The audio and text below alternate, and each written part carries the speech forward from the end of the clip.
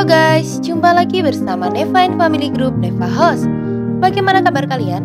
Saya doakan semoga kalian dalam keadaan sehat dan dimudahkan segala rezekinya.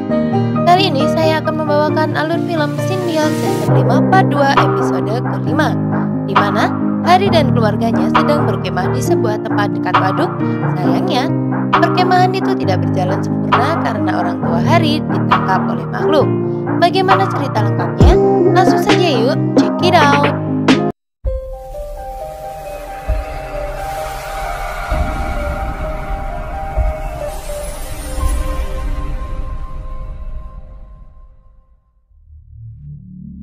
Film dibuka dengan sebuah keluarga yang sedang berkemah di sebuah tempat. Ada seorang anak yang ketakutan di dalam tenda sementara orang tuanya tidur terlelap. Dia mendengar ada suara-suara aneh. Dia sudah memberitahu orang tuanya, namun orang tuanya mengatakan jika mungkin saja itu adalah suara binatang-binatang kecil. Namun akhirnya mereka semua mendengar suara seperti yang dikatakan oleh anaknya. Dari luar terdengar seorang anak berkata, "Aku mencari ibuku." Ayahnya mencoba memeriksa di luar tenda. Saat baru membuka pintu tenda, sesosok makhluk menariknya keluar. Begitupun dengan ibunya. Anak itu ketakutan. Sayangnya, dia pun akhirnya ditangkap oleh makhluk tersebut. Scenes kemudian memperlihatkan Hari dan keluarganya yang tengah berkendara menggunakan mobil. Mereka akan berkemah di sebuah tempat. Mereka tampak bahagia kecuali Duri. Karena di hari itu Duri ada kompetisi bermain game bersama teman-temannya. Dan Duri sudah merencanakan untuk mengikuti kompetisi itu sudah dari jauh-jauh hari sebelumnya. Ibunya mengatakan jika mereka sudah merencanakan untuk berkemah jauh sebelum adanya rencana Duri mengikuti kompetisi tersebut. Namun begitu, Duri masih saja mengambek. Akhirnya mereka sudah sampai di tempat tujuan mereka. Sayangnya, di depan pintu perkemahan terpasang peringatan jika mereka tidak menerima tamu lagi karena tempat tersebut sudah penuh. Rupanya ayah Hari lupa untuk melakukan reservasi sebelumnya. Mereka akhirnya mencari tempat berkemah yang lain, hingga sampailah mereka pada sebuah tempat perkemahan di dekat waduk. Namun, tempat perkemahan itu sangat sepi. Mereka berteriak-teriak memanggil seseorang, namun sepertinya di sana memang tidak ada siapapun. Hari merasakan keanehan bagaimana mungkin tempat berkemah bisa sesepi itu. Lalu muncul seseorang dari belakang mereka.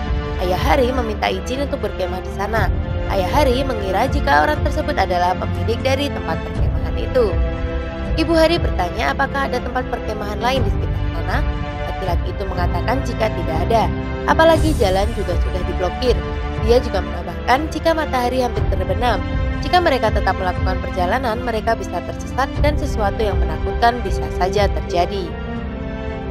Mereka pun akhirnya memutuskan untuk tetap berkemah. Laki-laki itu meminta mereka untuk mematuhi peraturan di sana.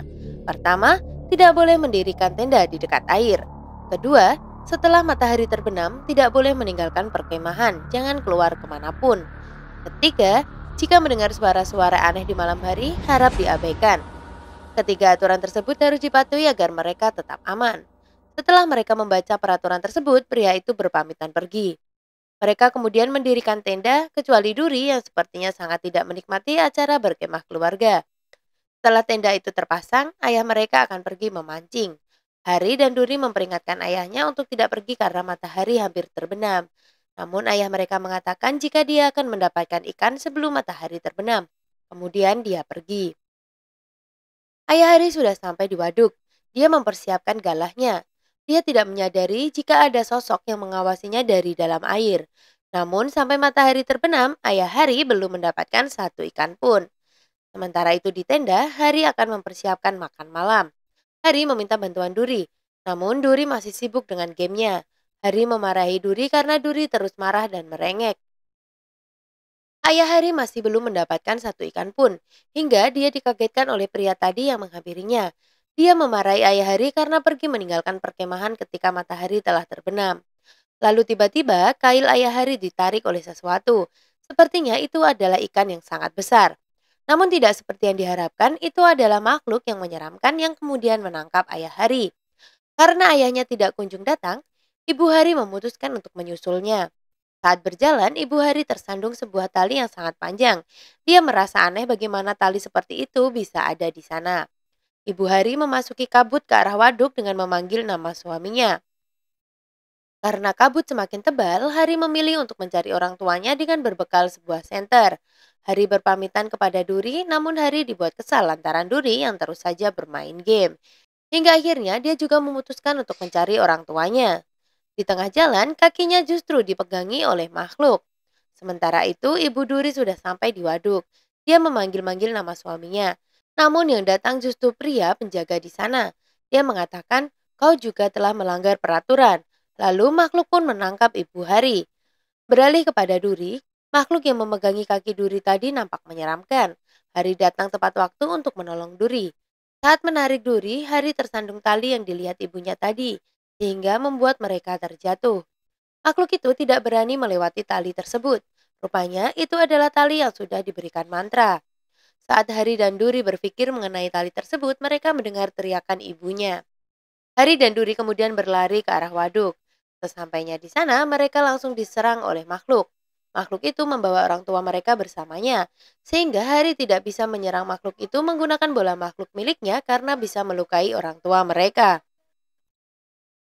Mereka kemudian membuat rencana. Hari akan menarik perhatian makhluk itu, sementara Duri akan menyelamatkan orang tuanya. Saat makhluk itu sibuk menyerang Hari, Duri berhasil menaiki makhluk itu dan melepaskan ikatan orang tuanya. Namun makhluk itu sadar akan kedatangan Duri. Dia kemudian menangkap Duri. Lalu tiba-tiba, pria penjaga perkemahan itu datang untuk membantu Duri. Mereka berhasil membawa pergi ayah dan ibu. Makhluk itu sangat marah dan hendak menyerang Duri. Namun Hari berhasil melindungi Duri sehingga Harilah yang akhirnya ditangkap oleh makhluk itu. Duri berlari ke arah waduk untuk menyelamatkan kakaknya, dan makhluk itu pun muncul dari belakang Duri. Duri kemudian menggunakan bola makhluknya dan memanggil makhluk duyung. Namun makhluk duyung kewalahan melawan makhluk rawa, sehingga Duri akhirnya menambahkan kekuatan kepada makhluk duyung. Makhluk duyung kemudian menyerang makhluk rawa habis-habisan. Makhluk rawa kewalahan hingga dia pun akhirnya tumbang. Hari kemudian menghampiri makhluk rawa. Barulah di sini diceritakan masa lalu makhluk itu. Suatu hari, sebuah keluarga sedang menikmati keindahan waduk dengan mengendarai sebuah speedboat. Ada ayah, ibu, kakak laki-laki, dan adik perempuan. Ibu mereka berpesan agar mereka saling menjaga dan saling menyayangi. Saat orang tua menurunkan anaknya dari speedboat, tiba-tiba pintu air terbuka sehingga air datang dan membanjiri waduk. Hal ini membuat mereka terseret arus. Kembali ke masa sekarang, saat melihat cerita dari makhluk tersebut, pria penjaga pun datang dan mengatakan bahwa ini semua adalah salahnya. Dari pos pantau, pria itu melihat pintu air terbuka. Dia menekan tombol peringatan, namun semua itu percuma. Pintu air terbuka dan air sudah membanjiri waduk. Pria itu juga mengatakan, sejak peristiwa itu, setiap ada orang yang berkemah di tempat itu pasti akan celaka. Padahal tempat itu sudah dilarang dipergunakan untuk berkemah. Namun tetap saja banyak dari orang-orang yang menyelinap secara diam-diam. Dia berusaha mencari cara untuk menghentikan makhluk tersebut. Akhirnya dia menggunakan tali mantra untuk memblokir makhluk-makhluk yang mencelakai orang-orang. Dan cara itu benar-benar berhasil. Pria itu juga berusaha melepaskan kesedihan makhluk itu namun belum ada yang berhasil. Dia merasa jika mungkin kebencian makhluk-makhluk itu kepadanya sangatlah besar. Mereka kemudian memotong tali yang membokir makhluk-makhluk itu. Makhluk itu kemudian bertemu. Mereka berubah menjadi wujud mereka yang sebenarnya. Pria itu menghampiri mereka dan meminta maaf. Mereka pun memaafkan pria itu.